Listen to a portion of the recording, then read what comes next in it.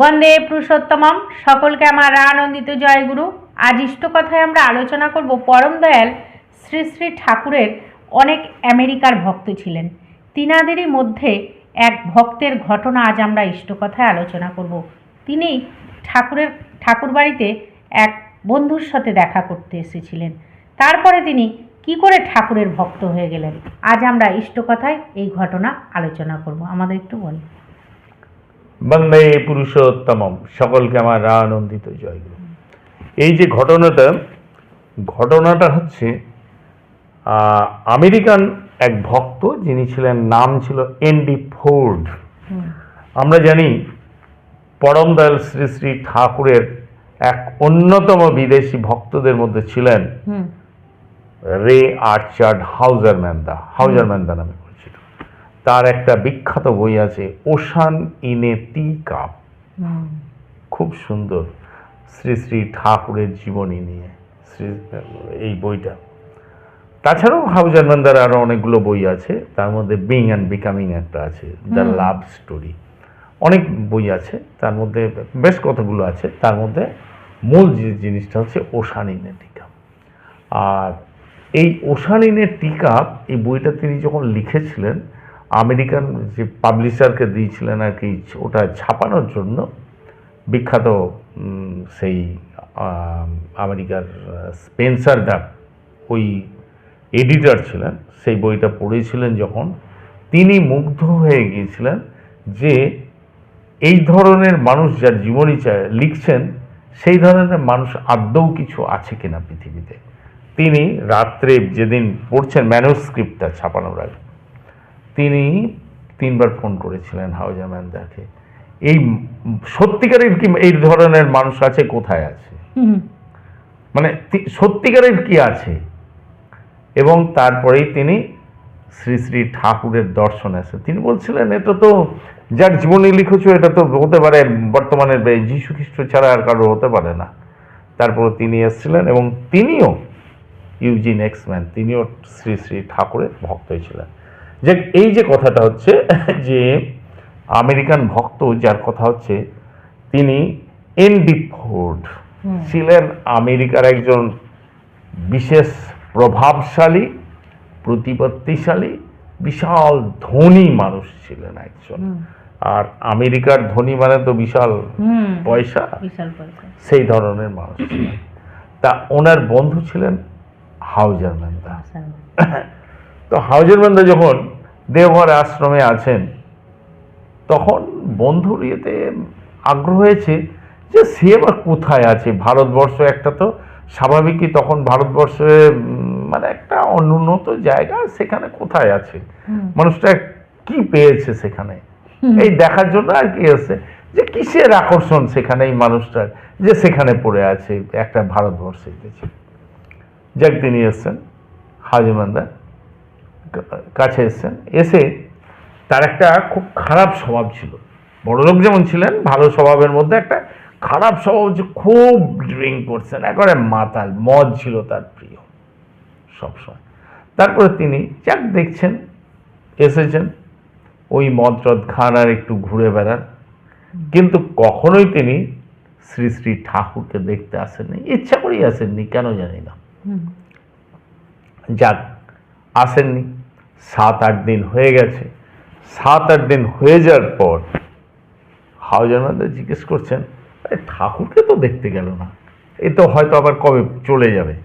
তারপরে যাক বন্ধুকে জিজ্ঞেস করতে যাচ্ছে যে, বলছে ঠাকুরকে তো দর্শন করলে না, চলো ঠাকুরকে দর্শন করো।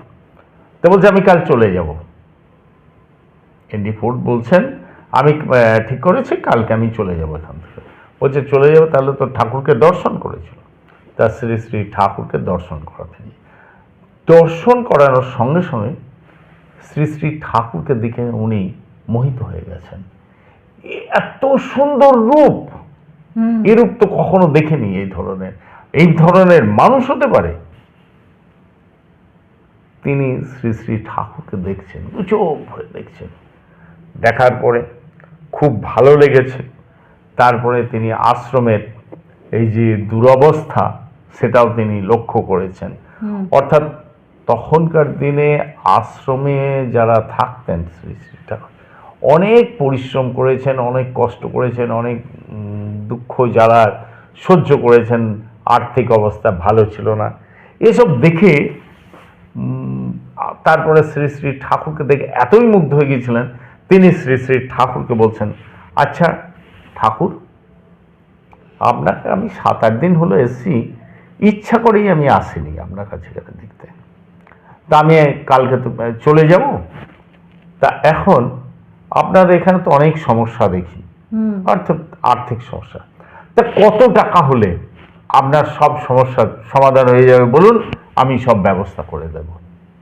অর্থাৎ তিনি বলতে চাইছেন সৎসঙ্গে তখন যে আর্থিক যে অনটন, সমস্ত অনটন তিনি ইয়ে করে দেবেন, কত টাকা প্রয়োজন আমি সব দেব। শ্রী শ্রী ঠাকুর শুনে বলছেন, দেখুন আমি তো মানুষের ঠাকুর, আমি তো মানুষের, আমি টাকার ঠাকুর না। ঠিক আছে, তবে আপনি যখন বলছেন আমাকে কিছু দেবেন, তাহলে আমি যা চাইবো তাই দেবেন তো? তা উনি ভাবছেন অনেক টাকা চাইবেন, যা প্রয়োজন হয়তো তারও বেশি চাইবেন, এমন কিছু যা অনেক কিছু চাইবেন। তা দেখছেন একজন কত টাকা চাইতে পারে, কত কোটি যত চাইবে আমি দিতে পারি। বলছে হ্যাঁ হ্যাঁ, আমি বলেছি যা প্রয়োজন আপনি বলুন, আমি সব দেব। তা শ্রী শ্রী ঠাকুর আবার বলছেন, দেখুন আমি যা বলেছি দেবেন তো? তো বলছে হ্যাঁ ঠাকুর দেবো। বলছে ঠিক আছে, 3 সত্যি করে বলুন, আমি যা চাইবো দেবেন। তা তখন বলছে হ্যাঁ আমি দেবো। তিনি তখন বলছেন আমি দেব। তা তখন শ্রী শ্রী ঠাকুর বলছেন, দেখুন আমি চাই আপনি ভালোভাবে বাড়ি পৌঁছে যান, আমেরিকা পৌঁছে যান, আর পৌঁছে গিয়ে আপনি কেমন আছেন, আপনার পরিবারের সবাই কেমন আছে, আপনার পরিবেশে আশেপাশে কারা কেমন আছেন, সব জানিয়ে, তাদের কুশল জানিয়ে আমাকে একটা পত্র দেবেন। যা, এত কিছুর মধ্যে এই চাওয়া! উনি তো অবাক হয়ে গেছেন যে মানুষ বলছে আমি এই মানুষ খুব ভালো লাগে, আর আপনার সময় পেলেই আপনি এখানে চলে আসবেন, এই যে জিনিসটা। তো উনি তখন অবাক হয়ে গেছেন, যেখানে এত আর্থিক সাহায্যের প্রয়োজন, তিনি কোনো অর্থর কথাই বললেন না, তিনি শুধু চান আমি ভালো থাকি, আমার পরিবার ভালো থাকুক এবং আমার পরিবেশও ভালো থাকুক, সেই সংবাদটাই উনি জানতে চান। তারপরে তিনি মুগ্ধ হয়ে চোখে জল এসে গিয়েছিলেন, ওনার ইয়েতে দেখে তিনি মুগ্ধ হয়ে গিয়েছিলেন আর ইয়েতে। তারপরে তিনি শ্রী শ্রী ঠাকুরকে প্রণাম করলেন এবং বলছেন আমি এখন যাচ্ছি, আমায় যেতে হবে, খুব তাড়াতাড়ি আবার আসবো। আর এবার তিনি শুরু করেছেন ঠাকুরকে যেমন গড় হয়ে প্রণাম করে, সেইভাবে তিনি গড় হয়ে প্রণাম করলেন। প্রণাম করে তিনি গেলেন। তারপরে যখন জিজ্ঞাসা করা হচ্ছে যে তিনি তো 7-8 দিন থাকলেন, তা আশ্রমে কি ভালো লেগেছে, কোন জিনিসটা?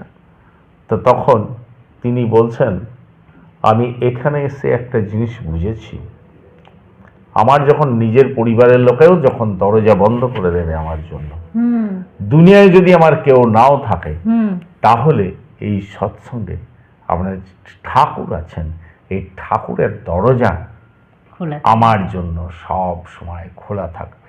এটা আমি বুঝে গেছি, তিনি মানুষের ভালোবাসার কথাটা যে গভীরতা, এটা আমি বুঝে গেছি।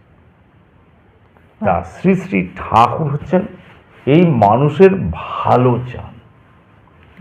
তিনি বলছেন না যে প্রেমের মতো আকর্ষণকারী আর কি বার আছে, তার যত ভালোবাসা, এই দরদ, এই দরদ দেখে এই একজন সাধারণ আমেরিকান ভক্ত মুগ্ধ হয়ে গিয়েছিলেন, শুধু তার দর্শনে এবং তার এই সামান্য একটা কথার, সামান্য একটু কিছুক্ষণের ব্যবহারে সারা জীবনের উপর তার রেখাপাত করে গিয়েছিল। এই হচ্ছে শ্রী শ্রী ঠাকুরের ভালোবাসা। বাহ, আর এই ভালোবাসার টানেই তিনি সব কিছু করেন। আর শ্রী শ্রী ঠাকুর তাই বলছেন, name and love can কনকার me.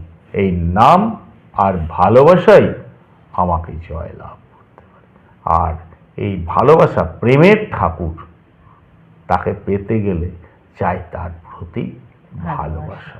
আর এই ভালোবাসা থাকলেই সব কিছু হয়। শ্রী শ্রী ঠাকুর বলছেন, বুক ফাটানো টান যেখানে, প্রাণ সেখানে ধায়, তারই মন পেতে গিয়ে তার ভাবি সে পায়। ঠিক আছে, জয় গুরু। জয় গুরু। আজ আমরা খুব সুন্দরভাবে জেনে নিলাম এই আমেরিকার ভক্তের কথা। খুব সুন্দর লাগছিল।